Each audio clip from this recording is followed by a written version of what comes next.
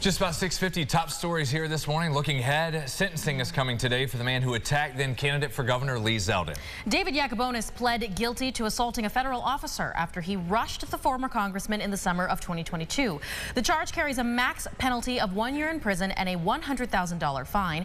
After the attack, Yacobonis' lawyers had described him as a man struggling with substance abuse, and since he has been released, gone through several recovery programs. He is in federal court this afternoon at 3:30 p.m.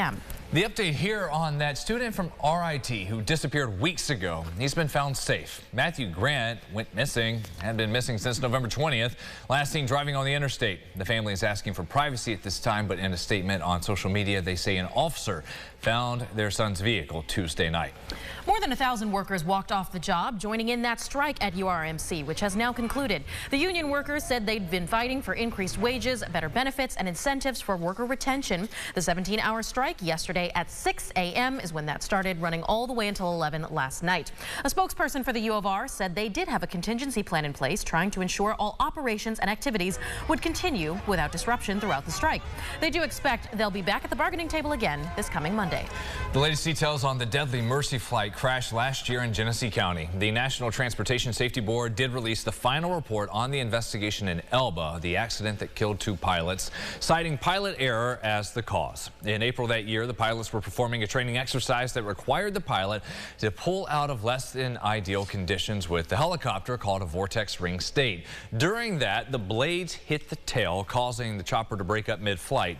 James Sauer and Stuart Dietrich were killed.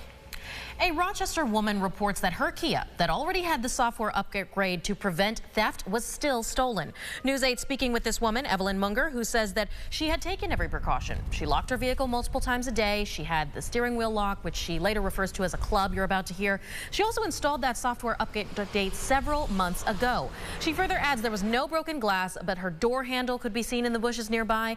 And while she says buying a new car could be tough financially, her neighbors have been rallying around, trying to help her out, and she can also get a short-term rental. I've said to other friends who have Kias and, you know, have a club but don't put it on. So now it's kind of like, why bother? Because they still drove it away. She does hope that the culprit is caught, further saying that she hopes to get more than an appearance ticket here. News 8 reaching out to both RPD and Kia. Both say that they cannot confirm if upgraded Kias have been managed to be stolen. The Rochester Police Locust Club is hosting its annual Officer Pearson Memorial Blood Drive today in remembrance of Darrell Pearson, who was shot and killed in the line of duty in 2014. According to the Red Cross, the need for blood is constant. That blood drive will be at the Locust Club headquarters off Lexington Avenue from noon until 6. You can sign up right on the website for the Red Cross or just show up. Walk-ins are welcome. Sunrise traffic here at just about 6:53. We are good to go on the main expressways around the Rochester Metro. And how about that color there in the sunrise far off in the distance? Early on here, waiting for official sunrise. We'll check that forecast coming up with Liam in just a little bit. Beautiful to see. Looking forward to that. A fundraiser to benefit the new emergency vet hospital planning to open its doors in January. This benefit at the Quigley's Cafe in Penfield. They were hosting pet-themed vendors, a photo booth, and the Rock City sandwich and macaroon and food trucks. Organizers say that 15% of every vendor's profits are going directly to helping that new nonprofit vet service the Rochester community's needs. They add they are thrilled with this turnout and they hope they'll be doing it again very soon in the future. It is here, some of the busiest travel days of the whole year, and with that in mind, some advice from the TSA as you get ready for your holiday trips. Hopefully you're prepared for airport security. To make sure, Aron Spitzer is live in the studio now with all that advice you need before heading to the airport. Aron. Local leaders gathered at Rochester Airport to give some tips on holiday travel. They say to make sure your carry-on bag is ready for your trip. Avoid packing prohibited items like wrapped gifts, spillable foods, and liquids. So unfortunately, you'll have to leave the eggnog and casserole at home or make it after you get to your destination. If you're traveling with gifts, officials add, put them in gift bags, which can be easily checked. They also recommend, even at smaller airports like Rochester, you get there 2 hours early and make sure you're prepared. It eliminates the stress. You're here, you know you're going to make your flight, you know you're going to get through the process, and then you go on the other side of the checkpoint in a sterile area, have a cup of coffee, and relax. What I do personally, before I even get to the checkpoint, I make sure that I don't have anything in my pockets.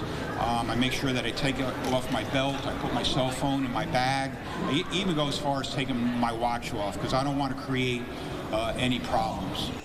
AAA projects 115 million travelers will head 50 miles or more from home over the 10-day year-end holiday travel period. We've got a full list of tips you can check out over on our website, rochesterfirst.com. Guys, back to you. Ron, thanks. If you got people coming to town, take them to see a play. On stage as part of the Broadway season for RBTL at the West Auditorium Theater.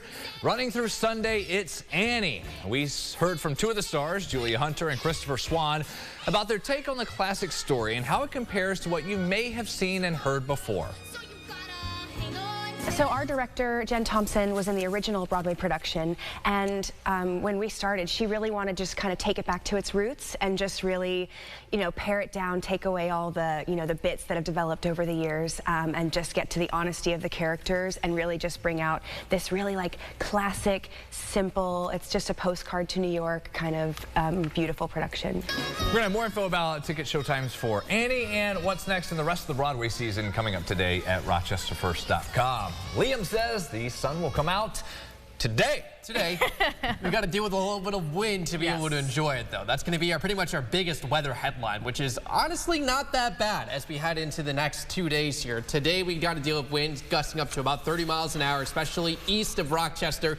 Overnight and into tomorrow, it'll be another issue as we deal with continually gusty winds, I think, through most of Friday. But really, overall, temperature-wise, it's going to be pretty nice as you look at the 8-day forecast. You see them climbing from the 40s into the 50s, and then we do take a bit of a dip into this weekend. And more rain expected by the time we head towards Sunday. That's a system we're watching closely in the Weather Center. Yeah, but one more reason to love Friday. Yes. I love to see it. Well, thank you so much for watching News 8 at Sunrise. Our next update in 30 minutes. CBS Mornings coming your way.